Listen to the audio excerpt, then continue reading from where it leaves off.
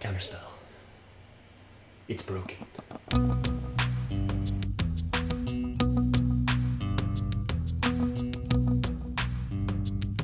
In all of Dungeons & Dragons, there are few spells as controversial as Counterspell. Some folks celebrate it as the foundation of dramatic wizard duels. Some dismiss it as boring. They say it shuts down exciting moments at the table and leaves players and DMs feeling disappointed. Honestly, it's rare that two people are even talking about the same version of Counterspell, because all the rules and clarifications that are necessary to know how it's supposed to work are scattered across a collection of books, Reddit posts, and tweets. For this reason, most people run it off book without even knowing. Hi, I'm Raymond O'Connor, and in this episode of Running Off the Rails, I talk through common Counterspell mistakes. Then, I offer the most popular tips and tricks for making Counterspell a fun experience at your table.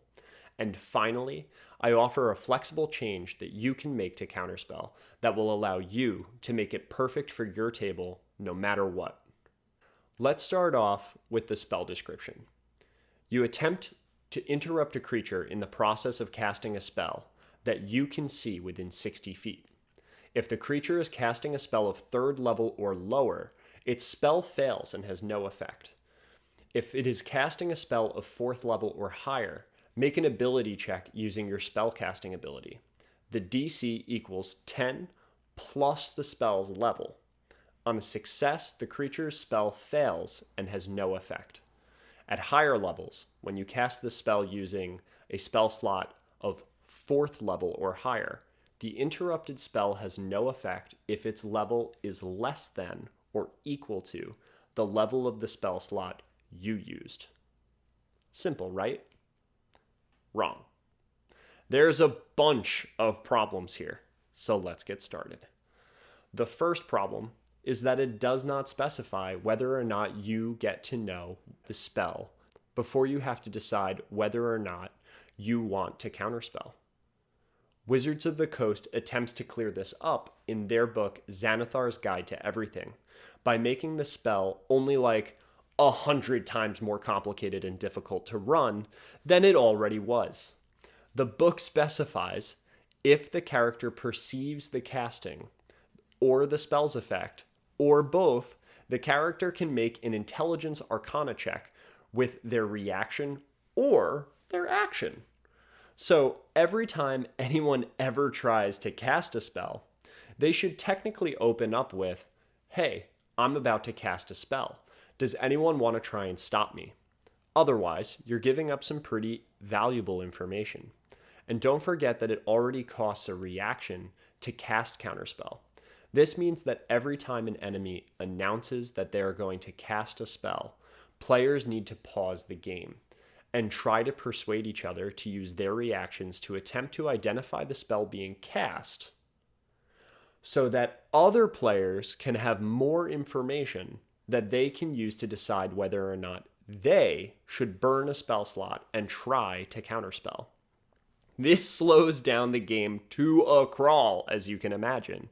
And by deferring the spell's reveal until after people decide whether or not they want to counterspell, we actually introduce a far more sinister problem in that we start to heavily incentivize cheating. Because players and DMs keep the spells that they're going to cast a secret before we know whether or not someone's trying to cast counterspell. They can simply change the spell that they were going to cast after they know whether or not someone is going to try and stop them. It feels gross to even consider that someone might cheat in this way, but there are a number of reasonable ways that both parties can rationalize this behavior. Perhaps you're a player and you know the story will benefit from the epic spell that you're about to cast, so you fib and you answer that you were trying to cast Fireball, not Disintegrate. Perhaps you're the DM, and you know that it will be far more dramatic if your villain's teleport spell succeeds, and they escape to fight another day. We all like to think the best of the people that we play with, but there are few scenarios in Dungeons & Dragons which offer such a tantalizing opportunity to break the social contract and be dishonest.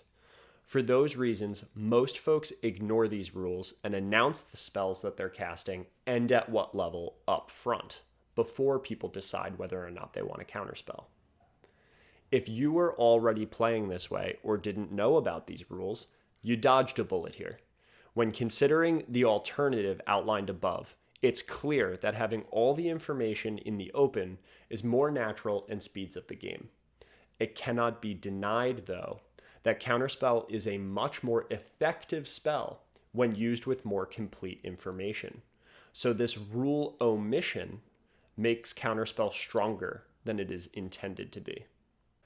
The next mistake a lot of folks make to get around how good Counterspell is that they rule that spells cast through magic items cannot be counterspelled. This is an easy one. The game designers have already clarified that spells cast via an item can be counterspelled. So you can throw out this clarification if you want, but just remember that the best tactics of your villains become the best tactics of your players after they murder your villain and loot his dead body. The last big thing that folks botch about Counterspell is how to calculate your bonus to Counterspell. We are most used to ability checks that utilize a skill. Stealth, sleight of hand, perception, thieves' tools. These are all great examples of things that we can get a proficiency bonus to. But there are a few ability checks that are less straightforward and are run a little bit differently at different tables. Initiative is a good example of an ability check that we all get correct. Roll a d20 and add your dexterity modifier. There's no initiative skill to be proficient in, but some classes specify that you get a bonus to your initiative check. The Bard's Jack of all trades feature is a good example of this. Counterspell is another one of those weird ability checks where the caster adds just their spellcasting ability score. If you are currently adding proficiency to this ability check, you are giving the counterspeller a huge advantage. Just to make it more clear how amazing this bonus is, Abjuration Wizards are the only class in the game that allow a player to add their full proficiency bonus to a counterspell ability check, and that's not until they get improved Abjuration at level 10. Keep in mind that a Bard's Jack of all trades ability will apply here also. So if you want to become the ultimate counterspeller, take 10 levels of Abjuration Wizard and then take a 2-level dip into Bard for a whopping plus 11 to your counterspells. Most classes, though, will be adding plus 4 at level 5 when they first gain counterspell, and then plus 5 at level 8 when they take their second ability score increase. Now that we know how counterspell is designed to work, let's take a look at how good it really is. We can see that most players have about a 50% chance of being able to successfully counterspell after calculating the bonuses correctly. I think that this still is a little bit too strong, even at the lowest success rate.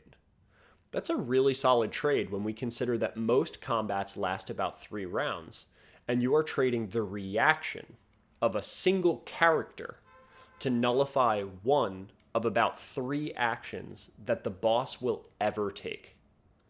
But if you're determined to continue to use Counterspell as designed, I have some tips and tricks to help you keep either your epic boss or your player character alive to fight another day. My first tip is to keep your distance. Counterspell has a fairly limited 60-foot range. Simply back your caster up out of range before slinging your fireball. Keep in mind, though, that particularly clever players might take the Spell Sniper feat or make use of the distant spell Meta Magic, and they can use those to double their range. My next tip is to use cover effectively. Counterspell specifies that one must see the target caster in order for the spell to work. Duck behind cover quickly or make use of the greater invisibility spell in order to give yourself counterspell immunity. Another tip is that just like any spell, counterspell itself can actually be countered. If you are able, bring in entourage. Every properly important caster has a gaggle of apprentice casters that can bring their own counterspells to the fight. And my final tip is to make your counterspell descriptions awesome. One of the biggest arguments against counterspell is that it acts as an undo or a nope, and it drains all the action and drama out of your game. Prove them wrong. Every counterspell should be an intense clashing of wills and arcana. Morgana holds out her hand, pointing a finger in your direction. She cackles to the sky. You lose, Arthur Pendragon! And a sickly green light passes from her outstretched hands toward the injured knight. You see it in slow motion, death itself hurtling towards you. Then there's an explosion of sparks as the blue flash from Merlin's counterspell intercepts Morgana's necromancy in midair. She turns her venomous gaze to you, Merlin. If even after all these tips and tricks you are still not satisfied with counterspell as written, well, neither am I. I still think counterspell is too powerful. High-level casters often have way too many spell slots to cast to be worried about saving 3rd and 4th level spell slots. In fact, they're looking for opportunities to dump them. They want to use their reaction, and counterspell presents a great opportunity. And if you are trying to mitigate the potency of counterspell by using Xanathar's Guide to Everything for the rules for identifying spells, well, that is an even bigger mistake for pacing and social reasons that we've already covered back in the beginning of the video. Furthermore, upcasting counterspell is awkward. Upcasting counterspell has no benefit until the spell suddenly auto-succeeds when the spell levels match up exactly. This works out particularly poorly for warlocks who always have to cast their limited number of spells at the highest possible level. I think that casters should get a little bit of a more reliable benefit for upcasting. And so I proposed this modified version of counterspell, written in the style of the old. You attempt to interrupt a creature in the process of casting a spell. Make an ability check using your spellcasting modifier. The DC equals the target spell level minus counterspell's level, times 4 plus 8. On a success, the creature's spell fails and has no effect. Let's look at an example, just in case that 2nd grade math was a little bit over your head. The enemy Archmage is casting Cone of Cold at 5th level, and I want a counterspell at 3rd level. The target spell level is 5. By subtracting my spell's level of 3, we get a difference of 2. We multiply 2 and 4 to get 8, and then we add 8 to that for a total DC of 16. The formula above can be broken down as follows. The DC to counterspell is the difference in spell level times the nerf coefficient, in this case 4, plus the DC floor, which in this case is 8. Someone with a math degree might realize that we've just reverse engineered the existing counterspell formula, which uses a nerf coefficient of 1 and a DC floor of 13. In our usage of the formula, we set the DC floor to 8 and the nerf coefficient to 4. These values result in the following probabilities when the player has about a bonus of a +5 to their attempts to counterspell. Now let's compare this to the probabilities of success of the official counterspell. You can tell that I like for the spell's level of counterspell to matter a lot, and that I still want for counterspell to have a really good chance of success as long as the spell levels that are used are very similar. Decreasing the nerf coefficient will keep counterspell effective against higher level spells. Increasing the DC floor will make counterspell a little bit less effective, separate from any level differences. So if you like how steeply the effectiveness of counterspell drops off in our formula, but wish that all counterspells had a slightly higher chance of success, lower the DC floor. And if you want a more steady decline of effectiveness, similar to how the spell works now, reduce the nerf coefficient, because remember, the official counterspell has a nerf coefficient of 1, which is really nice because it is simple and means that they don't need to include it in the official formula. but it's a little bit tough to use 1 because that means that your counterspells that are cast at level 3 still have a pretty decent chance of counterspelling really high enemy spell levels, like 9th level spells. Additionally, we throw out the spell identification rules from Xanathar's Guide to Everything. When a spell is cast, the caster announces the spell and the level that they're casting the spell at. And if no level is specified by the player, we kind of just assume that they're casting it at the lowest possible level. We can also remove the weird auto-success rule, which takes up a lot of room in the official version of the spell description. The benefits of always knowing what you are trying to counterspell offset the nerf of having a lower chance of countering high-level spells, and that works out for me and my table. For those of you who want all of the info of this video jam-packed into a single counterspell description, here you go. It's wordy, but it includes all the rules that should be in the official description and instead exist on Twitter. I'll include links below to both the shortened and longer descriptions that you can use directly in D&D Beyond. I'm super interested in what formulas folks think would be right for their games. Do you like the official formula, which has a floor of 13 and a nerf coefficient of 1? Or have you experimented with the possible combinations to find something really interesting? Please, please, please add your formula to the comments below. I read every single comment so I can guarantee that I'll see it. And I really want to know what people are messing around with this formula and coming up with.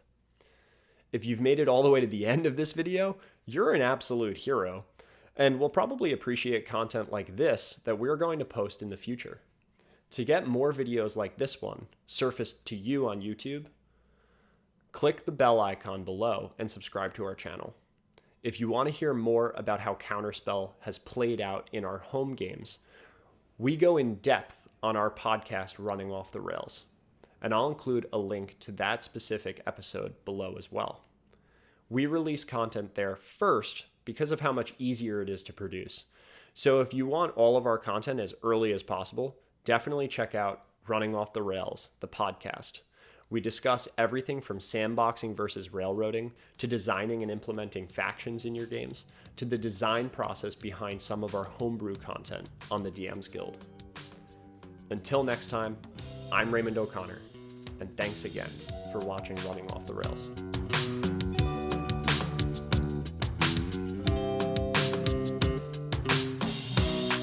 If you enjoyed Running Off the Rails, please like, follow, and review our show on your platform of choice. Please follow our Instagram, Running Off the Rails, for notifications whenever we release a blog post, a new episode, or new content on the DM's Guild. If you prefer a specific type of content, please send us a message on Instagram.